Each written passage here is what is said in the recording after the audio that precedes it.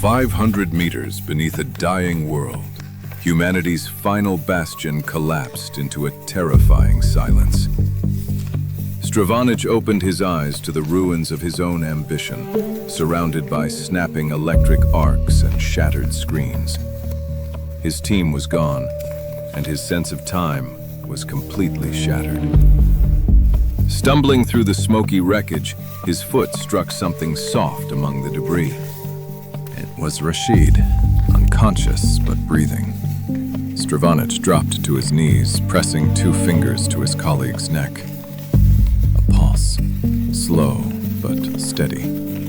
With a desperate shake, Rashid's eyes fluttered open in confusion. 2 scientists, buried in the deep dark, looking at the flickering devastation around them. They both realized that the collider experiment they had been running moments ago, or was it hours, had gone catastrophically wrong. Leaning heavily on each other, they pushed forward through the ruined labyrinth of the lab. The violent bursts of electricity grew stronger, cracking the air with increasing fury and stinging their eyes. They scanned the darkness desperately for the main flux corridor, the only path to the elevators that could carry them 500 meters up to the surface. Time was running out, fracturing around them. They knew that if they stayed in the deep, they would die in the deep. The massive steel elevator doors hissed shut, locking out the chaos of the lab.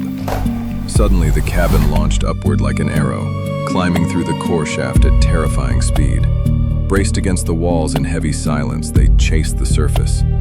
Rashid wondered aloud if the others had made it out, but Stravanich said nothing. They were heading toward the transport pods in environmental suits, driven by the desperate hope that a world still existed above them. The elevators slowed with a metallic groan, and the heavy blast doors slid open. But there was no frozen wasteland waiting for them, no oxygen-starved crust. Instead, a blinding, warm sunlight flooded the upper hangar. Stravanich and Rashid stepped out, completely stunned. Real, burning sunlight touched their skin. It felt like a miracle, but deep down, they knew it was terribly, horribly wrong. When our sun began its slow, impossible implosion, consuming itself from within, the last billion humans retreated beneath the frozen crust. To escape a freezing death, every space program and every remaining resource on Earth was transformed into a single, desperate mission of salvation, a final spark of hope for humanity. In these massive underground complexes, we reached into the dark matter, desperate to ignite the dying star. How long were we unconscious? Rashid murmured in disbelief. Not long enough for this, Stravanich replied. To save the sun, they had reached into the dark matter, and they had done something far more dangerous than they ever imagined. Suddenly, the prehistoric illusion shattered. A sharp, terrified scream tore through the ancient trees. Elena burst into the clearing, running for her life. Close behind her, a massive saber-toothed tiger, a nightmare extinct for thousands of years, charged with a thunderous roar, its fangs gleaming in the sunlight. Stravanich shouted her name, but the distance was too great.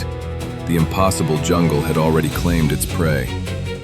But the jungle belonged to an even older nightmare.